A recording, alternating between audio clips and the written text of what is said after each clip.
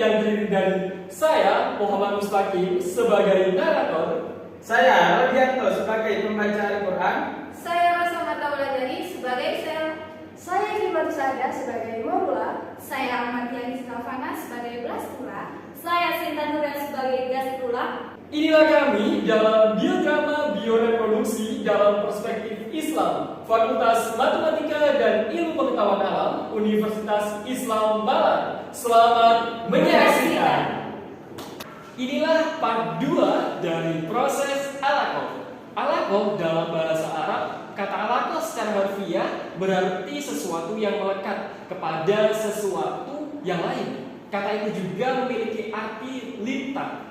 Dalam ilmu kedokteran, lintah terkenal dengan sifat melekat pada kulit yang melaluinya ia menghisap darah, sebuah fenomena yang sering digunakan di dalam dunia kedokteran sebagai pengobatan tradisional atau pelepasan darah kotor. Kata alakoh juga mempunyai arti yang jarang digunakan di dalam bahasa Arab, dan itu adalah darah yang menggumpal atau membeku. Salah satu ayat tentang alakoh terdapat dalam Quran Surat Al-Hajj ayat 5. A'udzu billahi minasyaitonir rajim. Bismillahirrahmanirrahim. Ya ayyuhan nasu in kuntum fi raibin minal ba'thi fa inna khalaqnakum min turabin thumma min nutfatin thumma min 'alaqah min nutfatin thumma min 'alaqatin thumma min mudghatin mukhallaqatin wa ghairi mukhallaqatin lanubayyana lakum. Artinya, wahai manusia, jika kamu meragukan hari kebangkitan, maka sesungguhnya kami telah menjadikan kamu dari tanah, kemudian dari setetes mani, kemudian dari segumpal darah, kemudian dari segumpal daging yang sempurna kejadiannya dan yang tidak sempurna, agar kami jelaskan kepadamu. Quran Surah Al-Hajj ayat 5. Begitu proses pembuahan diselesaikan oleh sperma dalam proses fertilisasi, ovum yang telah dibuahi segera mengadakan pembelahan secara berturut-turut hingga menjadi morula dengan 64 sel.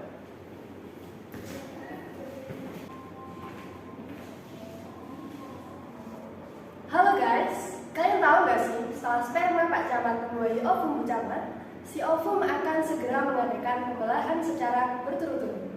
Dia akan membentuk sel-sel baru yang lebih kecil.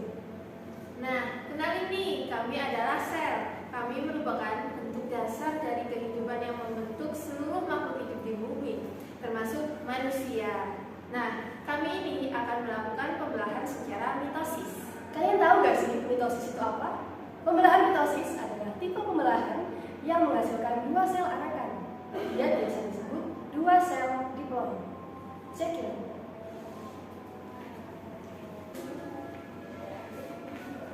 Nah, dari satu sel ini, kami akan membelah menjadi dua sel.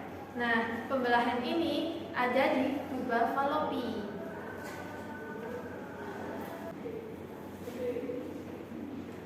Dari dua sel, kami akan membelah lagi menjadi 4 sel yang sama persis. Nah, setelah 4 sel, kami akan membelah lagi menjadi 8 sel. Dari 8 sel, kami akan terus membelah menjadi 16 sel. Nah, dari 16 sel, kami akan membelah lagi menjadi 32 sel. Kami beranjak dari tempat singgah menyusuri tuba Fallopi yang lebih dalam lagi.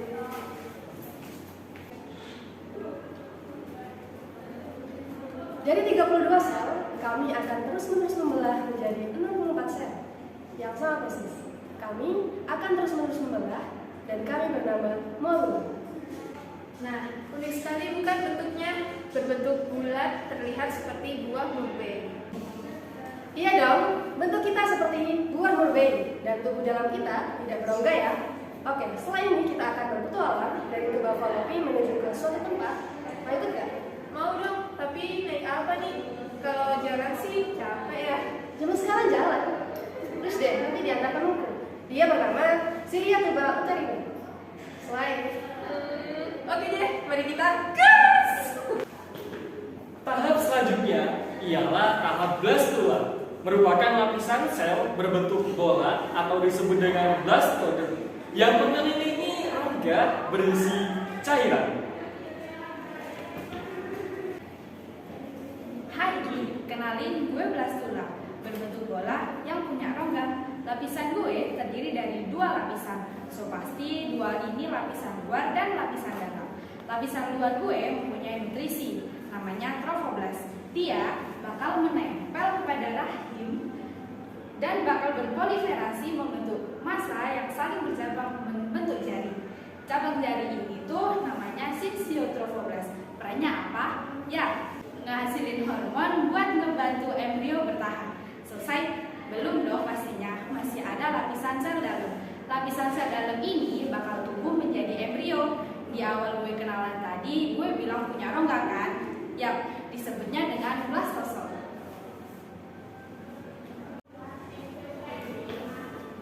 Oke, pada tahap blastula sendiri dijelaskan di dalam Al-Quran surat Al-Ra'd ayat 8.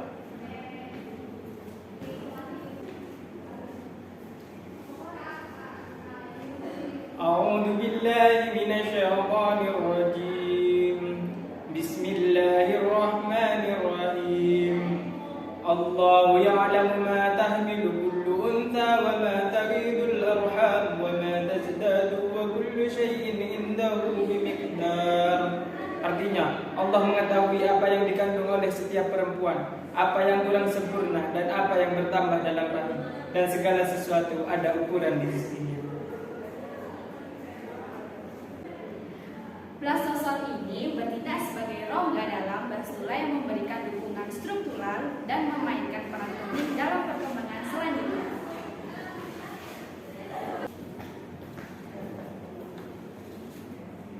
Setelah beberapa putaran mitosis, embrio mencapai tahap yang disebut blastula, yang terdiri dari sekelompok sel yang padat. Setelah mencapai bentuk blastula, pertambahan massa sel masih terus terjadi dengan pembelahan mitosis. Akibatnya, sel mendesak ke arah bawah atau ke arah kutub vegetal dan terjadilah pelipatan sel ke dalam atau disebut dengan invaginasi. Terjadilah invaginasi membentuk sebuah lekukan yang disebut blastopore. Invaginasi ini menandai dimulainya gastrulasi.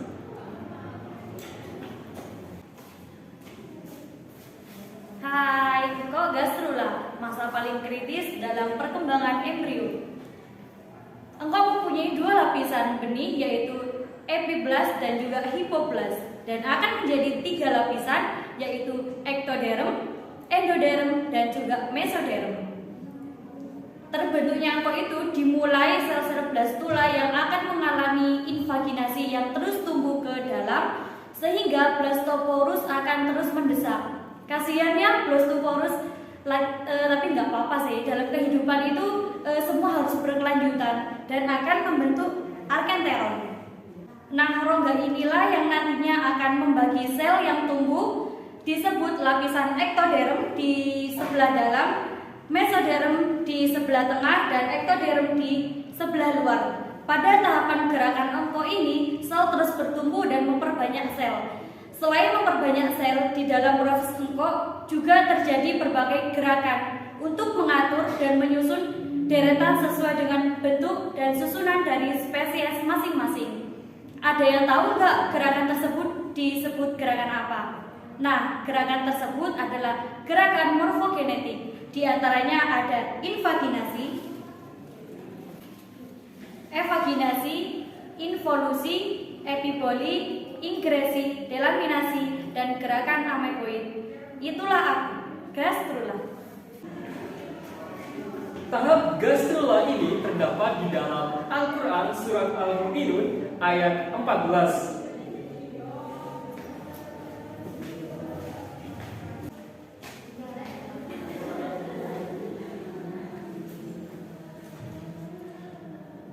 أعوذ بالله من الشيطان الرجيم بسم الله الرحمن الرحيم ثم خلقنا النطفة علقة فخلقنا العلقة مضغة فخلقنا المضغة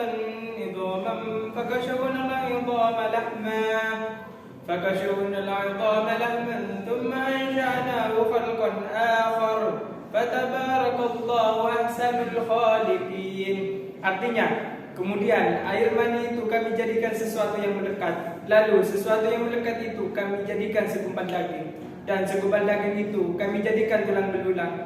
Lalu tulang belulang itu kami bungkus dengan daging. Kemudian kami menjadikannya makhluk yang berbentuk lain.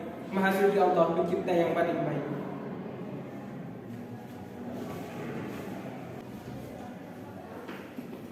Itulah tadi proses dari alaqah yang dapat kami perankan dalam biodrama bioreproduksi dalam perspektif Islam kali ini. Apabila ada kesalahan kata maupun perbuatan, mohon maaf yang sebesar-besarnya. Lanjut part 3 ya untuk proses selanjutnya. Jazakumullah khairan katsiran wallahu muwaffiq ila aqwamit thoriq.